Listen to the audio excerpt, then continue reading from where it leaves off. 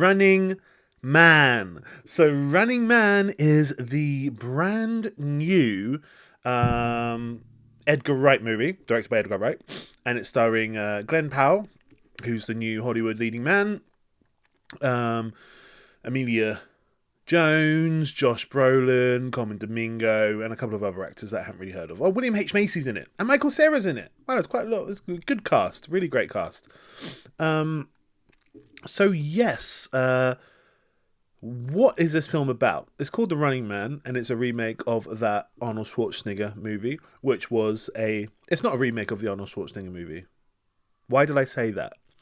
Arnold Schwarzenegger movie came from the Stephen King novel, and this movie also comes from that Stephen King novel. Stephen King's having quite a good moment, right? With it, like Welcome to Derry, which is really good. I'm really, really enjoying that on Now TV. Earlier on this year, it had that walking movie, The Long Walk. Is it called The Long Walk? The movie where people just walk and walk and walk, and the last one walking wins a lot of money. Wins whatever they want. And then this film, The Running Man, which in a similar vein, it's all about that sort of dystopian future where there's some form of entertainment which requires death as the ultimate unscripted sort of human drama that people can watch. And people who are desperate for something in life are sort of forced into do these things. So really interesting concept. And I have to say, I loved this movie. This is just a wonderful, wonderful blockbuster. Really, really fun to watch. And Edgar Wright he's got such a youthful energy about him. He's so good. I mean, obviously, most people got to know him through Shaun of the Dead. I loved his series Spaced. I loved the whole Cornetto trilogy that he did. I liked all of it. And I really, really enjoyed Scott Pilgrim versus the World, whatever it's called. And then also that sort of heist movie as well with the car chasers.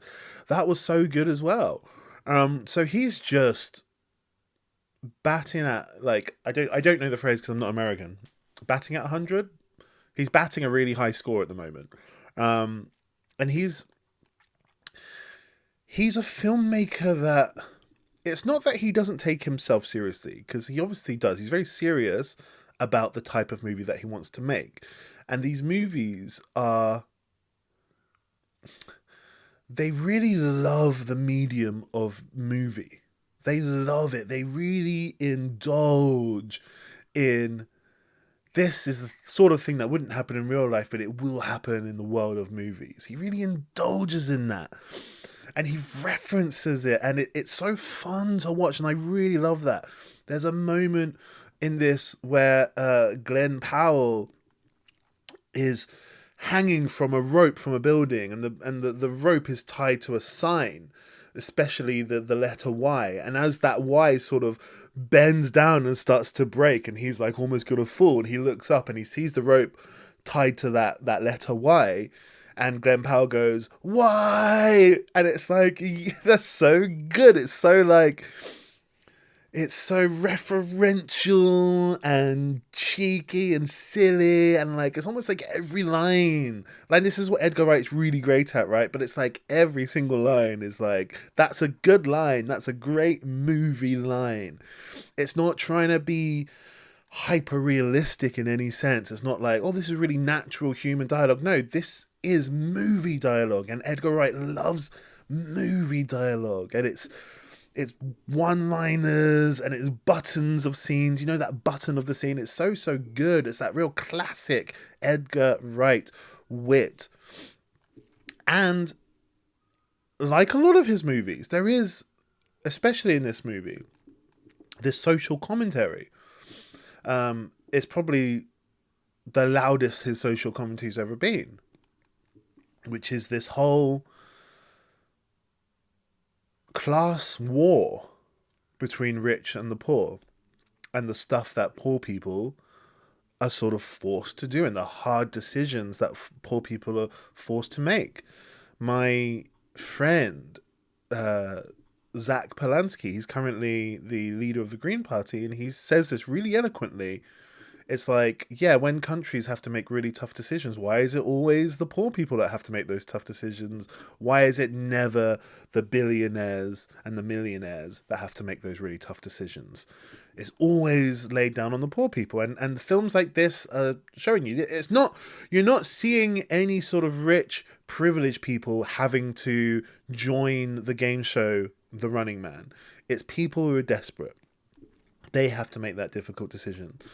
And yeah, it's just great. This great social commentary. Stephen King is doing really, really well. I mean, Arnold Schwarzenegger remake movies, even though it's not really a remake. But yeah, like, I just watched Predator Badlands as well. An Arnold Schwarzenegger sort of university remake. Now Running Man as well. Like, his movies are sort of prime for remaking and making up to date. But yeah, just a wonderful movie. This is a real movie, if that makes any form of sense to you. Like, it's just a movie. There's no, oh, you're going to forget you're in a cinema type of thing.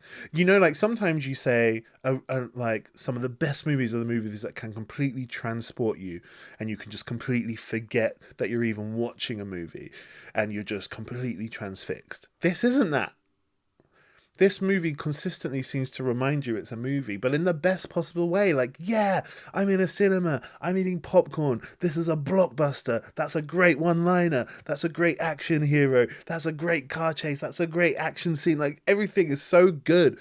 Michael Cera's really good in it. Like, Michael Cera's having a great year. He might have to be, like, one of the MVPs of the year. I've got a couple in mind, these sort of MVPs of the year.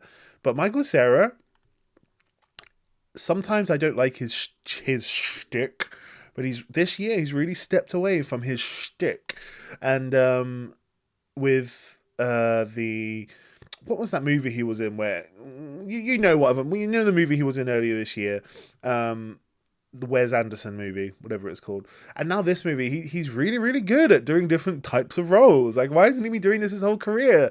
Like, don't get me wrong, I love him in Scott Pilgrim, and I don't mind him in Superbad, and I don't mind him in Arrested Development.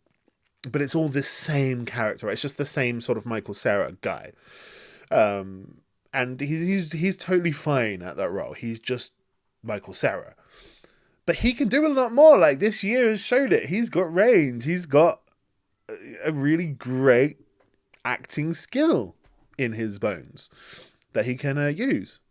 So yeah, I totally recommend this film. Please go and watch this film. Friday night, mixed bag of, like, giant popcorn bucket, mixed salt, mixed and sweet, you know, nice big Coke or whatever, and just have a great time. It's just the best. It's probably going to be in my top 10 of the year. It's just the sort of best time you can have at the cinema, you know? The absolute funniest, most cinematic-y time you can have. And I really hope you guys let me know what you think if you've seen it. Let me know what you think in the comments below. Also, there's a movie on in the background, as always. Let me know if you can, or if you know what movie is, if you've worked it out, that sort of blurry, just over my shoulder movie. If you've worked it out, please type it in the comments below. And if you're the first person to type it in the comments below, you get 10 points. That's what you get. 10 whole points. And just let me know what you thought about The Running Man, and hit that like button, that subscribe button, smash all the buttons on your keyboard. I would absolutely love it. If you did that, I would love, love, love it.